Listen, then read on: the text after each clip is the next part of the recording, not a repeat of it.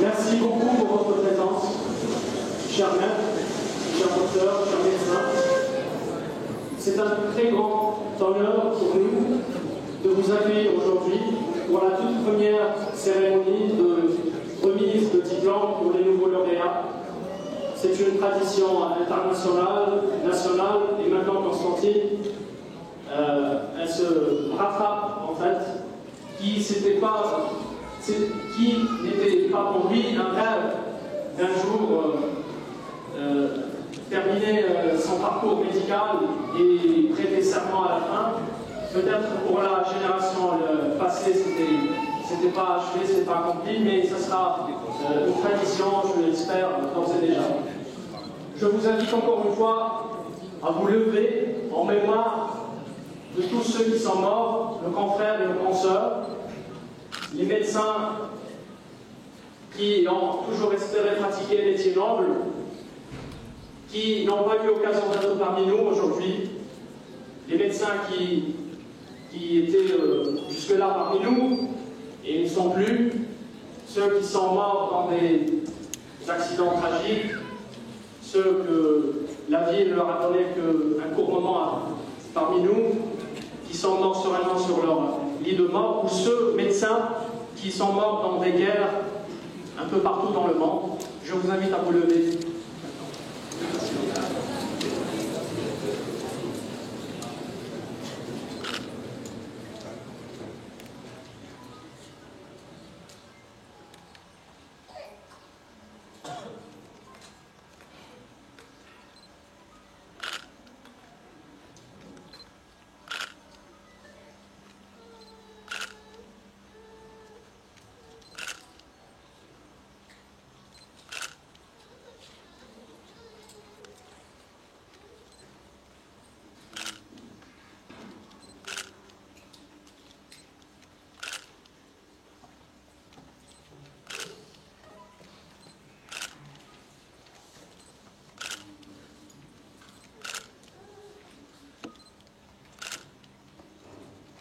Je vous remercie beaucoup.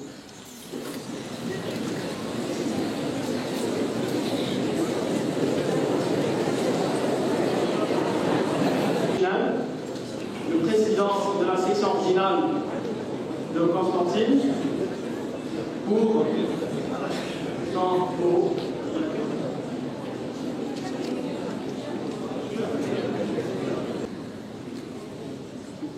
سيد الأستاذ منصور المغربي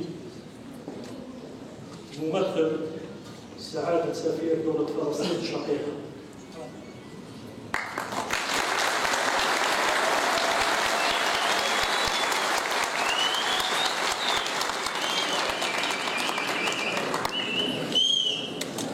السيد رئيس المجلس الوطني لإطلاق رياض الطب السيد إبراهيم بوشمال.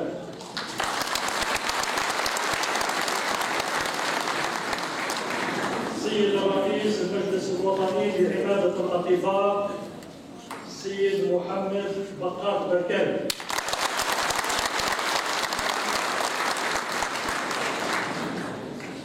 السيد رئيس الجامعة الأم جامعة الأولى منثوري الأستاذ عبد الحميد جيكول.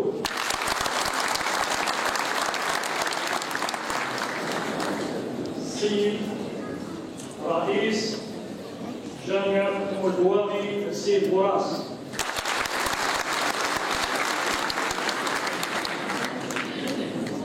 السيد عميد كلية الطب الأستاذ محجوب وزيتونة.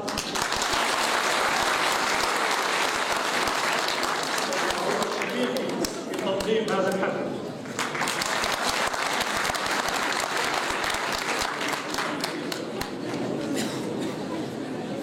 السادة زملائي رؤساء عمادات الطب الجهوية، عمادة باتنا الدكتور بالعيد الجمعي، رئيس عمادة ناحية العلامة بروفيسور عيادي عبد العزيز، زملائي رؤساء عمادة الصيادلة وعمادة جراحي الأسنان،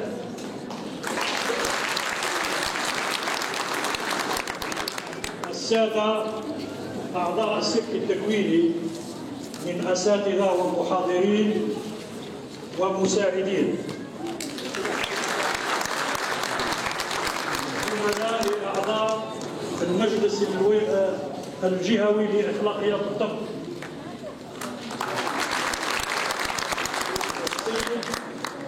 رئيس الأكاديمية عمر محساس، السادة مدراء المؤسسات الاستشفائية لولاية قسنطينة، وأرى العقيد وهو رئيس الأطباء للمستشفى العسكري، أهلا بكم.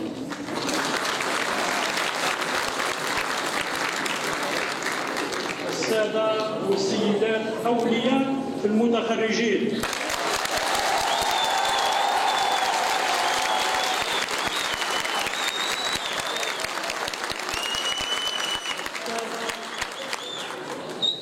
السادة والسيدات الصحفيين، ضيوفنا الكرام، إنه يشرفني بهذه المناسبة العظيمة استقبالكم بفهم هذه القاعة بجامعة قسنطينة الأم. وبالمناسبة أتقدم بالشكر إلى الأستاذ عبد الحميد جيكول على المساعدات التي قدمها لنا.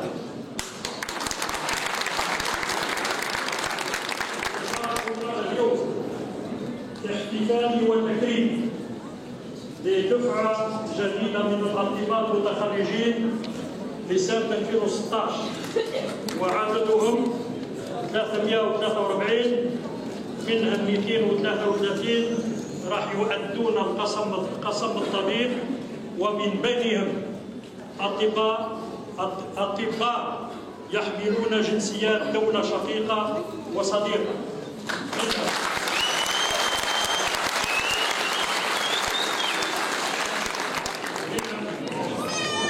فلسطين،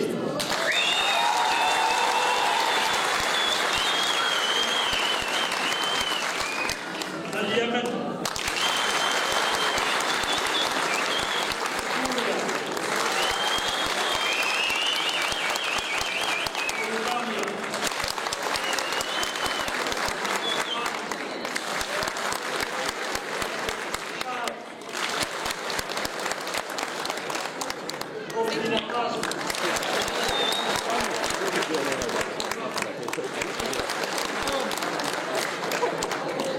نشكرهم على اختيار الجزائر كوجهة مهمة في مزاولة دراسة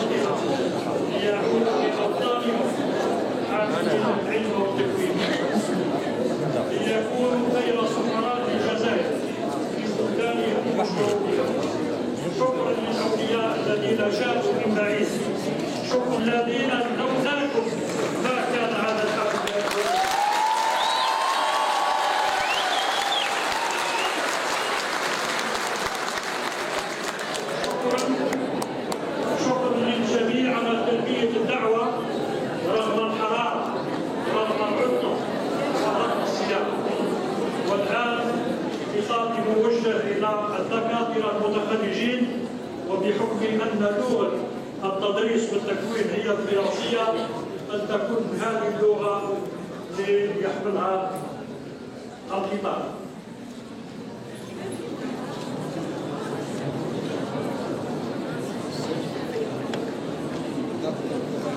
Honorable assistance, le Conseil de l'ordre des médecins de la région de Constantine, avec l'imam du concours et l'aide de Monsieur le doyen de la faculté de médecine, organise aujourd'hui cette rencontre en honneur de jeunes confrères qui viennent de rejoindre le corps médical. Convaincus à ce titre et en tant qu'aînés, Monsieur le doyen et moi-même, convaincus de l'utilité d'une pareille rencontre parce qu'elle va nous servir à rappeler à nos jeunes confrères l'importance et la noblesse de ce métier qui, à plusieurs égards, ne ressemble pas aux autres.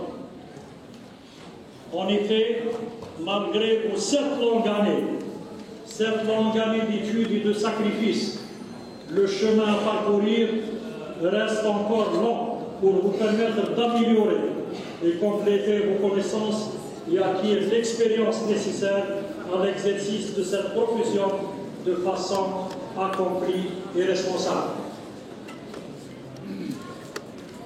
Honorable assistance, mes chers confrères, à côté de la science et de la technique, vous allez être confrontés à des personnes vulnérables, des personnes malades, ce qui va vous situer d'emblée dans la société à une place très particulière, ce qui est une évidence. Le médecin au service de l'individu et de la santé publique met sa compétence à la disposition du blessé, à la disposition du malade, à la disposition de l'handicapé. Il doit agir toujours dans la recherche constante du bien pour celui qui s'est confié à lui. Et ce bien est parfaitement défini dans la célèbre citation du célèbre chirurgien Ambroise Paré qui dit, je cite, « Guérir parfois, soulager souvent, consoler toujours. » Et moi, j'ajoute, guérir toujours lorsque l'on le peut. Le médecin, même s'il doit supplier et respecter au même titre que ses concitoyens les lois de la cité, il n'en demeure pas moins qu'il n'est pas un citoyen comme les autres, de par sa responsabilité, bien sûr. Et là me vient à l'esprit cette citation du professeur Ernie par laquelle il dit « La médecine est un exercice professionnel qui se situe aux frontières des interdits. Le médecin, en effet, est autorisé à faire des gestes qui sont interdits aux autres citoyens sous peine de sanctions graves. » Et là est toute la différence, mes chers amis. D'autre part, au plan social, le médecin est parfois contraint, donc autorisé, à s'immiscer dans la vie intime par nécessité de soigner. Ce droit peut s'exercer sous deux formes. La recherche de la confidence et la nécessité de dévêtir le malade pour l'examiner. Mais ce droit reste limité par deux exigences, le respect du secret médical et l'interdit sexuel. Le médecin a le droit de porter atteinte à l'intégrité physique, toujours dans l'intérêt du malade et avec souvent son consentement. Cet acte peut aller très loin jusqu'à créer un handicap ou la mise en danger. Simplement, ce droit est limité par l'interdit de tuer. Et là, quand on parle de tuer, cela sous-entend non seulement l'interdit de parasite, mais aussi l'interdit d'agir, comme si le malade n'existait plus. Sur un autre registre, le danger qui guette le praticien, c'est la routine. Et par-delà la banalisation de certains actes, parfois à la limite de l'interdit, aussi, c'est très important, le respect dû aux patients doit être votre souci permanent. Ainsi, le malade mis en confiance va s'abandonner au savoir et la conscience du médecin, et la confiance du malade sera proportionnellement égale à la compétence, à la conscience, à l'intégrité du médecin. Pour qu'un malade fasse confiance à son médecin, il se confie à lui. Il faudra qu'il soit convaincu de sa confiance, que sa confiance ne sera jamais trahie. Et c'est gagnant-gagnant. Se posent maintenant les raisons qui ont guidé votre choix de la médecine. Si elles sont à but lucratif, peut-être que vous réussirez, mais cela se fera au détriment du savoir, par conséquent au détriment de la qualité des soins que vous dispenserez, sauf exception plus ou moins rare. Si par contre, vous l'avez choisi par vocation, vous allez découvrir jour après jour les trésors inestimables qui enrichissent vos connaissances scientifiques et humaines. Bien sûr, vous êtes libre de choisir la voie que vous allez prendre, mais choisissez celle qui vous semble la plus utile. Mes chers confrères, la pratique médicale est donc appel à des valeurs plus élevées que la simple obéissance aux lois. Plus que toute autre profession, elle ne peut se concevoir sans que des valeurs morales ne soient garanties, telles que l'honnêteté, la probité, le dévouement et le sens du devoir. Aucune loi ne peut garantir de telles valeurs qui sont pourtant la garantie de la qualité des soins. Dans le prolongement de ce qui vient d'être dit, la formation continue à travers toutes les opportunités qui se présenteront à vous. Stages, congrès, conférences est essentiel, sachant que les sciences médicales évoluent de façon continue pour créer des phénomènes nouveaux que connaît la santé de l'homme. Mes chers confrères, plus que toute autre profession, nous sommes observés. Les patients mettent leur confiance en nous, à condition que nous leur renvoyons une image respectable, une image digne, une image de confiance. Et cela commence par pour vous, dès maintenant, alors que vous portez la blouse blanche qui signe votre appartenance au monde médical. Nous avons souffert, mes chers confrères. Nous avons souffert et nous souffrons au présent des dérapages de certains de nos confrères qui ont poussé l'impudence jusqu'à utiliser et après pratiquer des méthodes d'un autre âge, telles que la hijama, telles que la ruqya, tout en sachant que la ruqya et la hijama ont leur professionnel. Ouvrons la voie ainsi au charlatanisme et à l'escroquerie, à l'exemple d'un individu et ses prétendus médecins, et pire encore, qui auraient, selon cette déclaration, mis à jour, mis au point, un médicament guérissant définitivement le diabète, affirmation ridicule, sinon tragique, pour que le mal qui a l'occasion aux hommes et aux femmes sont la main de cette pathologie. Attitude bien sûr immorale, nous condamnons les devoirs de ceux devenus la plus grande antiquité. Le serment est toujours d'actualité et vous serez tout à l'heure la première promotion à prêter solennellement, et à titre symbolique. À propos du contenu médical, celui-ci ne peut pas à l'évidence répondre à toute la sécularité et tout résoudre. Raison pour laquelle il recourir la place de la conscience professionnelle dans certains cas difficiles, mettant ainsi en lumière la réflexion éthique qui vient enrichir l'exigence déontologique. C'est donc dans l'intérêt général de la population que le législateur a souhaité la mise en place d'une institution professionnelle qui écrive le code de déontologie et son porte-garant, à savoir le Conseil de l'ordre des médecins, créé par décret exécutif du 6 juillet 1992, et un diaporama sur le sujet qui sera présenté tout à l'heure par Madame la secrétaire générale du Conseil.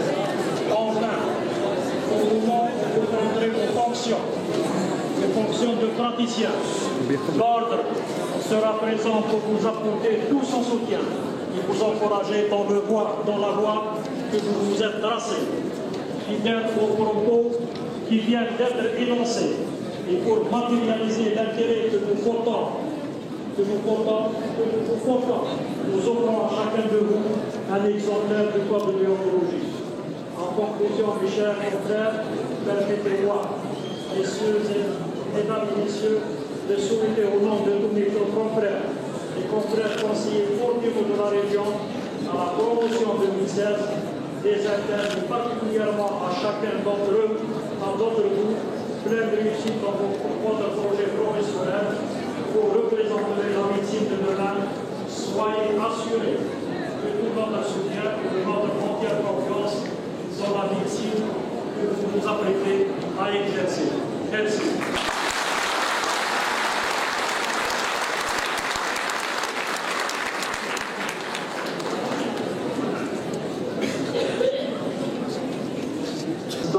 Je remercie le professeur Gisèle Rachid pour son allocution que j'espère servira de phare guide pour nos nouveaux lauréats.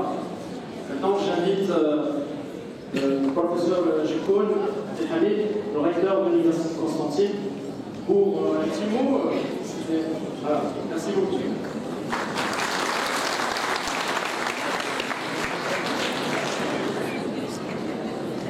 والله ما حضرتش كلمه ولكن شرف عظيم لي ان اتقدم لكم بهذه الكلمات بسيطه ولنصلحكم بالخير. السلام عليكم ورحمه الله تعالى وبركاته. شرف عظيم لنا ان نحتضر في جامعتكم هي جامعه قسنطينه بتبنات في 62 صح التعبير. والمدرسه الاولى اللي كانت مكونه لهذه الجامعه هي مدرسه الطب بقسنطينه. واليوم ان شاء الله العديد من الاطباء يخرجوا من كليه الطب، هذا يشرفنا ويعززنا. وبالمناسبه يعني هذه اتقدم باخلص تشكراتي الى طاقم الاساتذه اللي سهروا وكدوا واجتهدوا يعني كل ما لديهم من امكانيات ووسائل باش يكونوا هذا العديد من الاطباء، بالاخص هذا البروموسيون تاع 2016 اللي نتمناو لها كذلك النجاح والتوفيق في نشاطها خدمه للطب وخدمه للصحه في بلادنا، وكذلك تهانينا الخالصه الى الاولياء اللي كذلك يلاقوا الكثير وتعبوا وتلاقوا يكونوا فخر وعزه اليوم باش يقولوا باش يقدموا هذه الثمره الجميله اللي هو نجاح ابنائكم وهذا. بارك الله فيكم والسلام عليكم.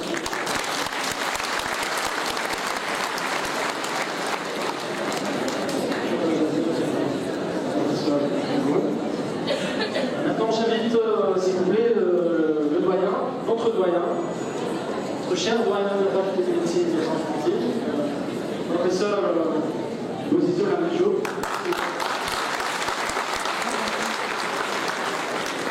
Merci, ne vous inquiétez pas, je ne serai pas aussi lent que le général. Je serai certainement moins éloquent et moins prolifique.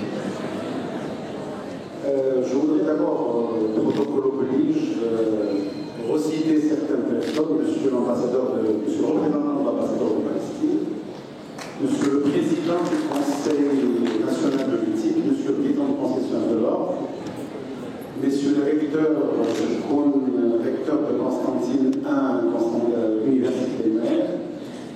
ami toujours, M. Boas, recteur de l'Université de Melbourne.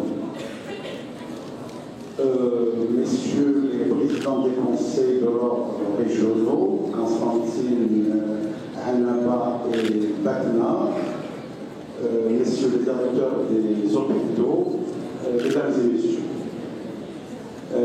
Ça fait très longtemps qu'on voulait absolument redémarrer cette cérémonie de remise des diplômes, cette cérémonie de prêter le serment.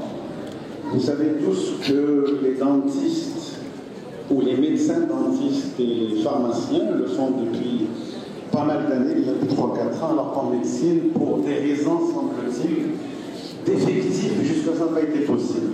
Nous avons tenu à le faire. Pari tenu, j'espère réussir. Nous sommes là aujourd'hui et j'espère que ça va devenir une tradition. Cette cérémonie s'adresse tout d'abord aux parents, j'insiste, toutes mes félicitations aux parents d'abord.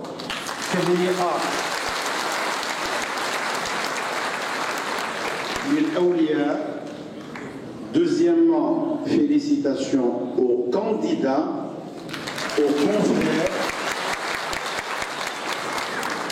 sans oublier tout le corps qui les a accompagnés, administratif, paramédical et médical. Et je vois qu'il y a quand même un très grand nombre, ce qui n'est pas habituel. Et c'est très bien. J'espère que ça va se maintenir. Je voudrais vous donner quelques chiffres. La fac de médecine de Constantine dispose de 456 enseignements exactement pour un nombre d'étudiants qui est d'un peu plus de 7000 en comptant à peu près 5000 médecins, un peu plus de 1000 en médecine dentaire et un peu plus de 1000 en pharmacie. Il y a à peu près 180 grands magistrats, docents et professeurs, 190 pardon, et 262 maîtres assistants, ce qui fait un ratio d'à peu près un enseignant pour 15 étudiants. Nous sommes dans le classement mondial très bien lotis dans le ratio enseignant-étudiant, je précise. Notre problème étant surtout le stage pratique et donc le lit du malade. Il y a beaucoup d'efforts et beaucoup de travaux qui sont en train de se permettre pour essayer d'étendre les stages et les sortir de l'hôpital, du CHU, pour compléter cette formation qui n'est pas toujours parfaite. Mais enfin, encore une fois, quand le plan de ratio nous sommes très bien placés. C'était juste pour vous dire que la formation n'est pas si mauvaise que cela, il faut juste compléter par un côté pratique et nous serons à ce moment-là très bien placés.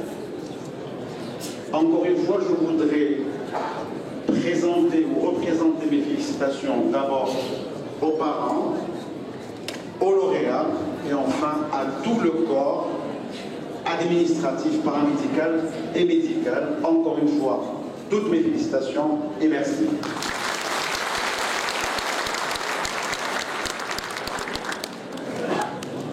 Merci beaucoup pour cette position-là.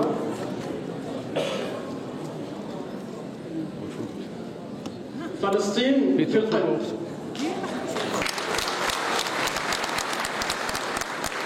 فلسطين في قلب كل جزائري قبل أن يولد. من منا لا يردد كالصلاة مقولة الراحل والد مدين: الجزائر مع فلسطين ظالمة أو مظلومة.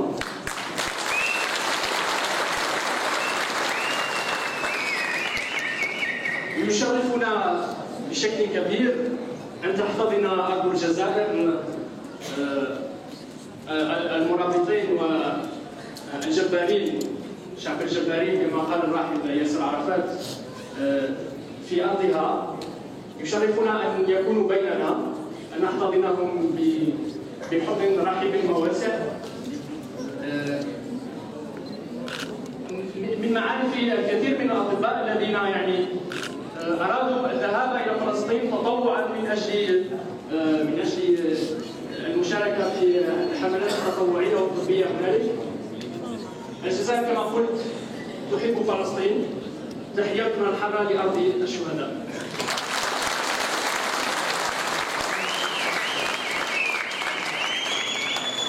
كما لا أنسى أن أنوه وتحياتنا الخالصة للأخت فلسطين وجارتها الأردن، لأن هنالك أردنية قالت لي أن نسينا يعني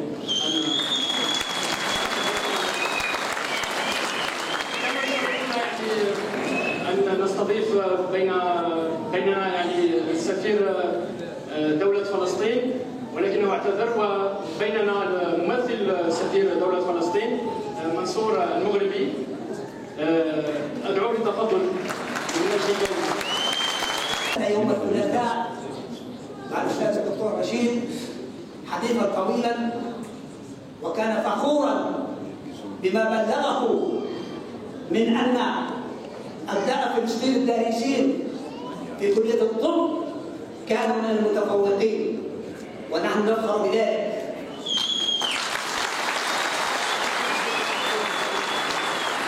وباسم سعادة السفير وباسمي شخصيا أتقدم بشكر جزيل إلى الأخ الدكتور رشيد جنان رئيس مجلس أخلاقيات الطب، وإلى هذه القامات الشامخة برجالة الفكر والعلم، ومنهم وبينهم الدكتور شكون الذي كان دائما وأبدا يحتضن أبناء فلسطين في هذه الجامعة الأم، وإلى السادة مساعدي الدكتور رشيد من مجلس أخلاقيات الطب.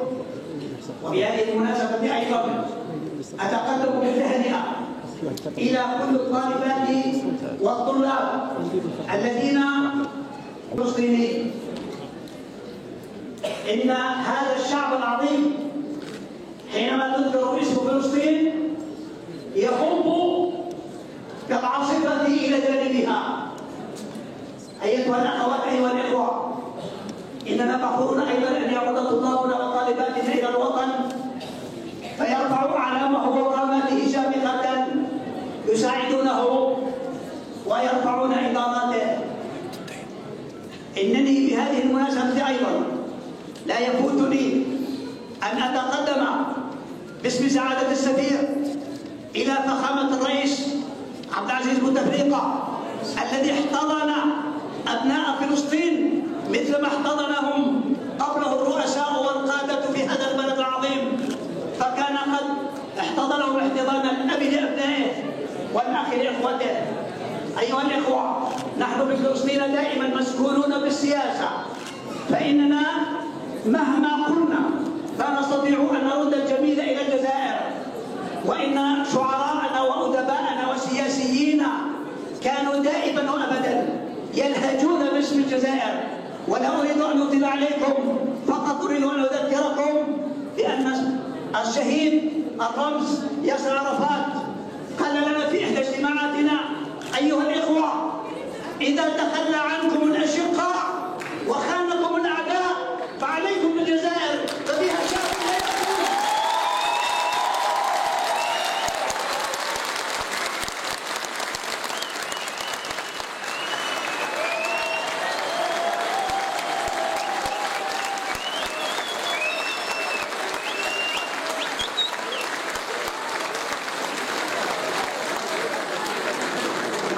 ماذا أقول لكم؟ والتراب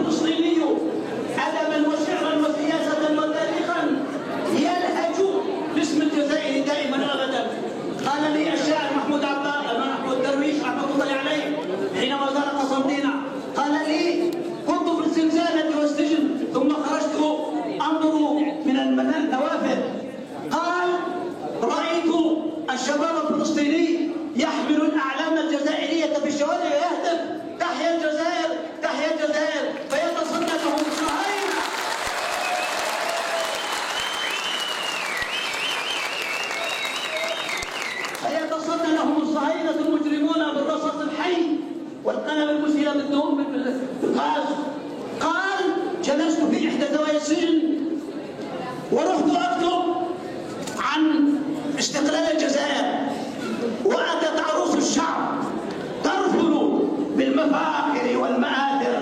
إنا دفعنا مهرها مليون ثائرة وثائر، وعلى صباح جبينها الوضاء أشعلنا المباخر. رفا من الشهداء ليس تعيه ذاكرة المآثر. هذه فلسطين التي تسكن قلب كل فلسطيني، هذه الجزائر التي تسكن قلب كل فلسطيني. أقول لكم كلمة أخيرة. كتبت الصحف الأمريكية قبل أشهر، انتشرت في أمريكا: إذا رأيتم فلسطيني يقال فاعرفوا أن خلفه جزائريا يدعمه.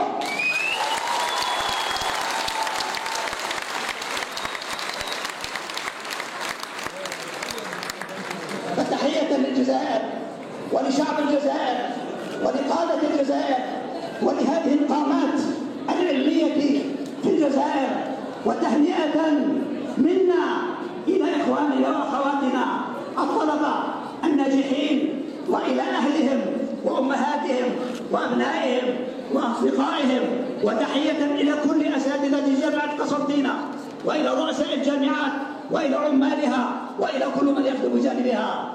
وختاما، الجزائر ستبقى عندنا نحن أبناء فلسطين من القلب والعين والذاكرة.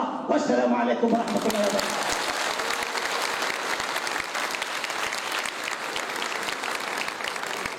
جزيلا سعادة الممثل السفير. الآن maintenant j'invite le représentant des internes, docteur maintenant Dalboucha.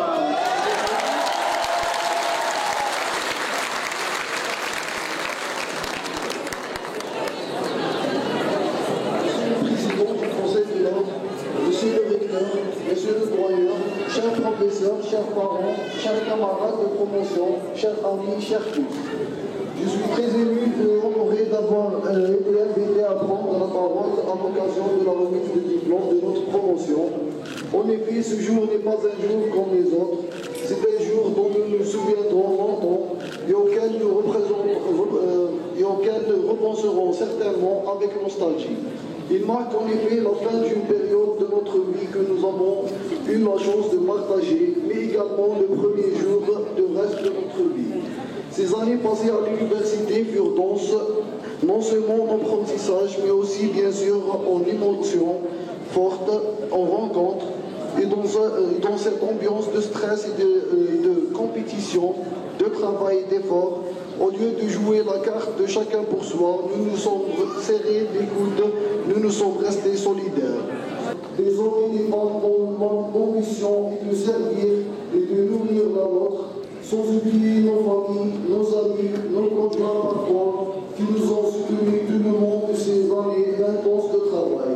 Mais avant de nous séparer pour suivre nos chemins personnels, je vous souhaite une excellente journée et une bonne réussite au concours du résultat d'Inch'Allah. Et ça a fait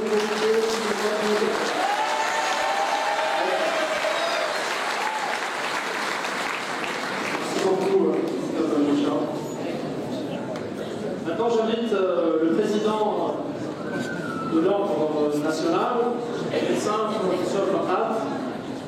Professeur Farhat, on vous la parole.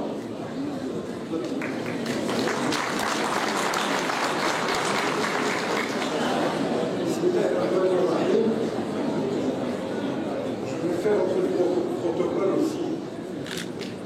Bien entendu, monsieur le recteur, monsieur le représentant de l'ambassadeur de la Palestine, monsieur le doyen, mon ami Rachid Tounen, président de la région de Constantine, monsieur le président du CNTN qui nous regroupe tous, et ça c'est à destination des futurs confrères qui sont là-bas à gauche qui s'agitent, dont je vais dire deux mots tout de suite. Mes amis et collègues présidents de région, de Varna, d'Annaba, bien entendu, et de la région de Constantine, le Conseil de l'ordre de la région de Constantine, parce que, mesdames et messieurs, les futurs médecins ou médecins, vous aurez affaire à vos collègues qui sont ici posés. Messieurs des corps professoraux, honorable assistance, chers futurs confrères, vraiment je suis scotché. Je suis plus qu'ému. Je ne m'attendais pas à une cérémonie de cette ampleur qui réunit à la fois les parents et les médecins. Tout d'abord, je voudrais dire un mot, bien entendu, pour les parents de Kaoulia. Oumahat, Abawat,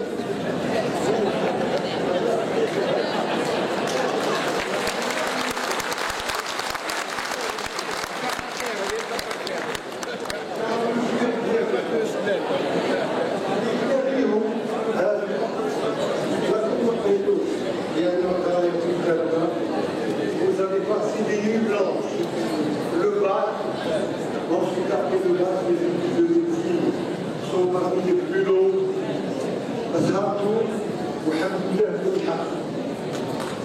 D'abord, les professeurs en islam qui vous ont dispensé le savoir dans la faculté de médecine, avec à leur tête le doyen, bien sûr, et le recteur, qui vous ont donné ces rudiments de médecine pour que vous puissiez faire votre métier. Ensuite, bien entendu, vous êtes diplômé dans la vie en tant que docteur en médecine. Tout à l'heure, mon collègue Tunnel vous a parlé de la responsabilité médicale, du rôle du médecin. Vous avez affaire à la règle des 3 savoirs. Premièrement, le savoir dont on vous a dispensé aujourd'hui. Vous êtes docteur en médecine. Deuxièmement, le savoir-faire. Et ça, c'est l'expérience qui sera acquise au cours des années d'exercice. Et troisièmement, ce qu'on appelle le savoir-être. Alors, mesdemoiselles, mesdames, messieurs, les médecins, il faut avoir conscience du fait que vous êtes des docteurs en médecine. Un docteur en médecine, on dit hakim. Et maintenant, vous avez non seulement la responsabilité de vaincre la maladie, mais aussi d'avoir une stature d'être médecin en toutes circonstances. En toutes circonstances. Quelle que soit votre maladie. Alors là, vous savez, dans notre pays, on a tendance un petit peu à dévaloriser les situations. Nous attendons de vous, les futures générations, que vous vous consacriez à votre métier, entièrement. Tout à l'heure, le président Jenner vous disait que vous avez le pouvoir de porter atteinte à l'intégrité d'autrui. C'est l'un des rares métiers où vous pouvez faire des examens, vous pouvez faire des choses que notre métier ne fait pas. Et attention, vous avez la responsabilité de votre malade. Parce que vous savez bien que la médecine, même si elle est une science, elle n'est pas une science exacte. Vous aurez affaire à ce qu'on appelle des aléas, des difficultés au cours de votre vie. Alors, essayez un petit peu d'être humain dans votre vie, d'être professionnel. Si vous continuez vos études en faisant le résidentiel, j'espère que vos parents encore, une fois, vous permettront de subir la spécialité, parce qu'aujourd'hui la médecine est surtout la spécialité, mais faites votre métier en toutes circonstances. Vous avez ce qu'on appelle des règles de déontologie. La déontologie est un ensemble de devoirs que vous devez respecter dans votre métier. D'abord l'apparence, et je suis très heureux que vous avez un ami avec vraiment que vous n'avez jamais vu dans notre pays. Et même à cette cérémonie il faudrait que vous soyez digne de votre titre de doctorat en médecine. Sinon, vous aurez affaire à nous, notre conseil de discipline des corps médicaux et aux administrateurs. Alors, faites votre métier avec bon cœur. Je n'irai pas plus avant. Vous savez, si vous voulez bien m'écouter, un de mes maîtres, lorsque j'avais commencé à exercer la médecine, comme vous commencez comme vous, je lui ai demandé conseil. demandant comment je me comporte devant mon malade. Il m'a dit la chose suivante. Si tu vois une femme, c'est comme si c'était ta mère ou ta soeur. Si tu vois un enfant, c'est comme si c'était ton frère ou ton fils. Essaye de te comporter, essaye de te mettre à la place de ton malade. Et comme ça, vous vaincrez, avec votre science, avec toute la science, toute forme de réticence. Alors, moi personnellement, je suis le dernier à parler. Moi, je vous souhaite une longue carrière et je remercie toutes les autorités confondues d'avoir permis une cérémonie comme celle-là qui marquera et qui fera exemple, bien sûr, dans l'Algérie, mais à nous, les promotions sortent et ce sont des promotions qui seront à prendre la responsabilité. Je vous remercie, mesdames et messieurs, d'avoir...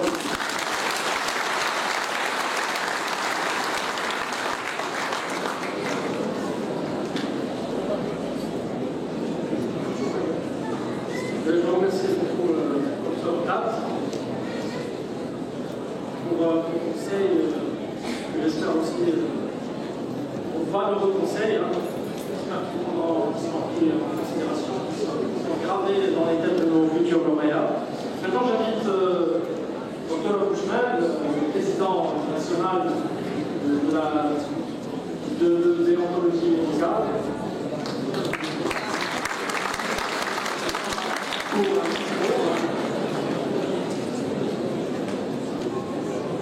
On va vous inviter, messieurs les organisateurs, je vous remercie d'avoir pensé à nous.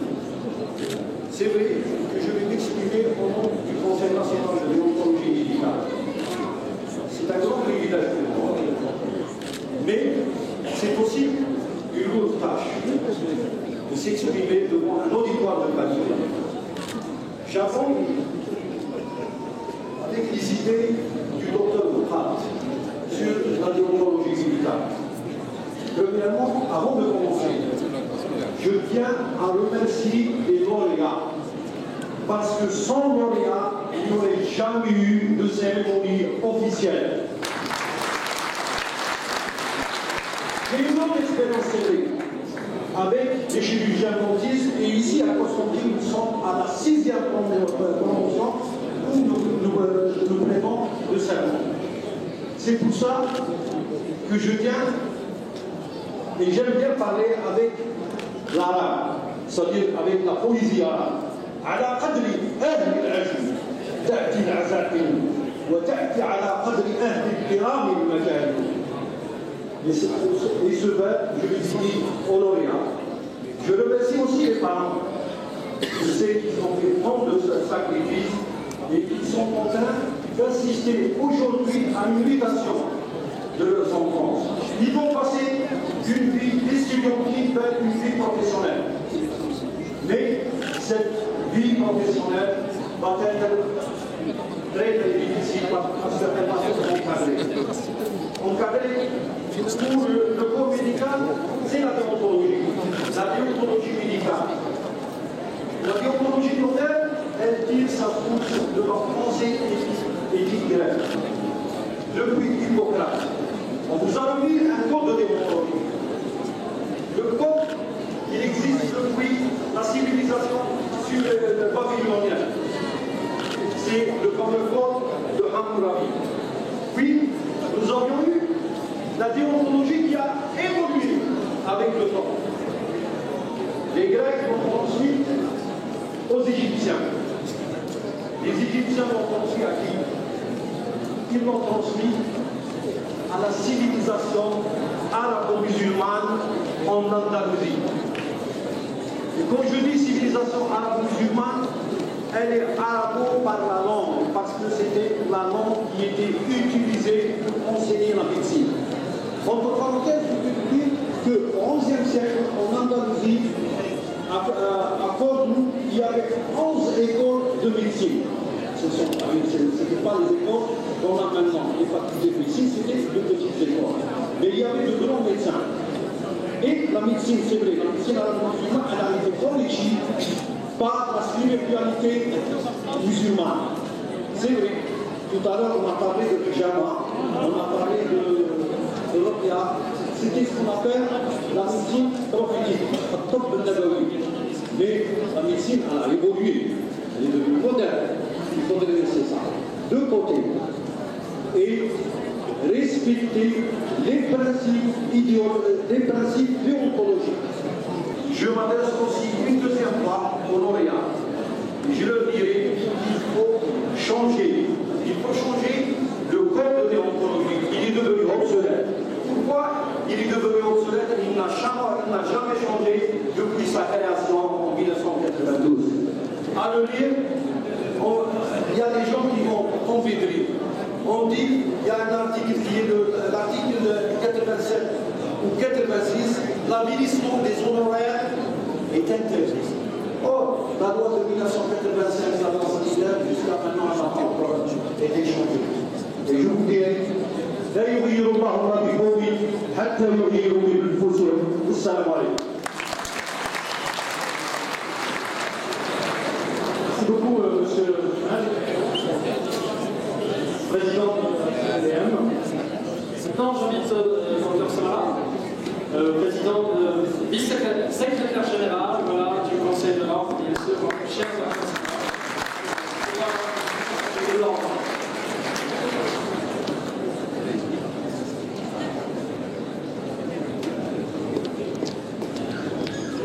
Honorable Assemblée, chers amis, mesdemoiselles, messieurs, mesdames les lauréats, bonjour.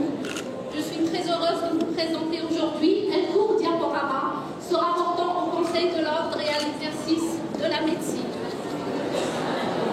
Qu'est-ce que le code de déontologie? Vous n'entendez pas? Le code de déontologie a été édité.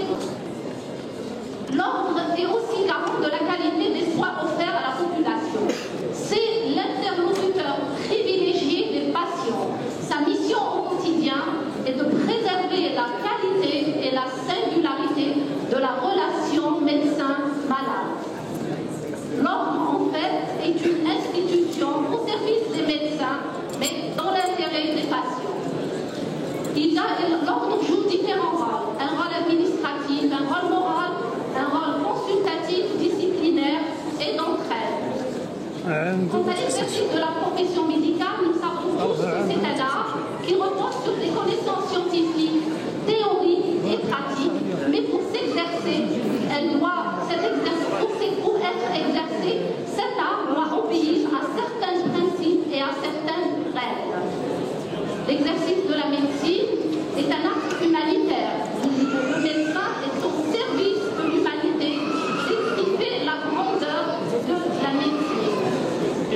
L'acte médical, quant à lui, est un acte difficile. C'est la rencontre entre deux personnalités, le médecin et son patient. Cette relation doit se faire dans une confiance mutuelle. Et donc, il existe un contrat tacite malade-médecin où le médecin a la responsabilité de conseiller son patient, de l'aider et de le guider dans le système de soins qui devient de plus en plus complexe. Alors, quelles sont les conditions pour exercer la médecine? Et là, je m'adresse aux lauréats.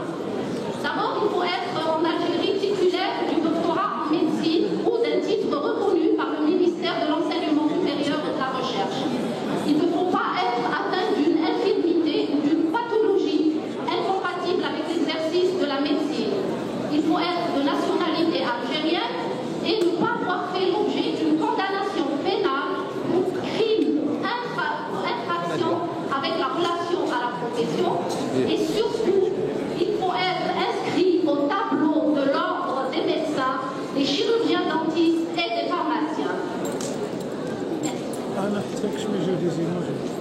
Alors, le Conseil de l'Ordre est en relation avec divers partenaires et entre ces partenaires, il est tenu à maintenir une harmonie dans la relation. Il est aussi, le Conseil de l'Ordre a un rôle de coordination entre professionnels de santé. Alors, le Conseil de l'Ordre et donc le Code de déontologie, il défend les vertus de loyauté, d'estime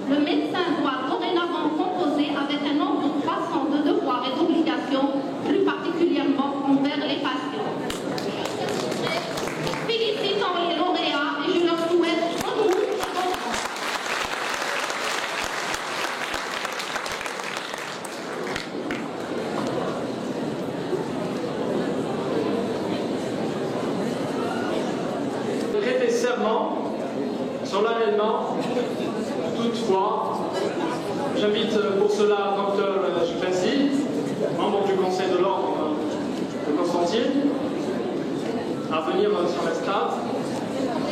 Dr Juppesi.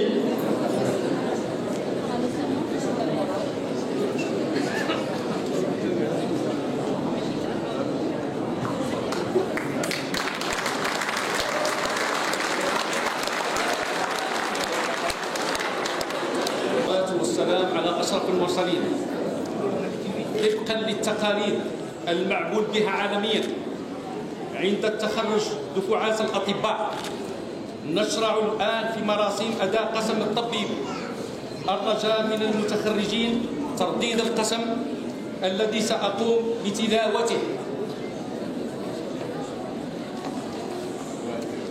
القسم: أتعهد جازما بأن أسخر حياتي لخدمة الإنسانية،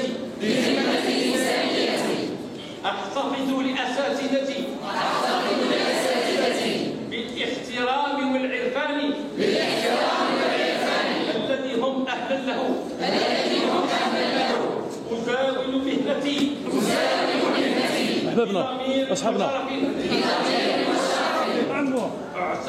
أعتبر صحة مريضي انشغالي الأول، أحترم سر من أسر إليه ولو بعد وفاة المريض، أحتفظ مدى قدرتي لشرفي ولولي تقاليد مهنة الطب. زملائي سيكونون إخوانا لي، لا أسمح بالاعتبارات الدينية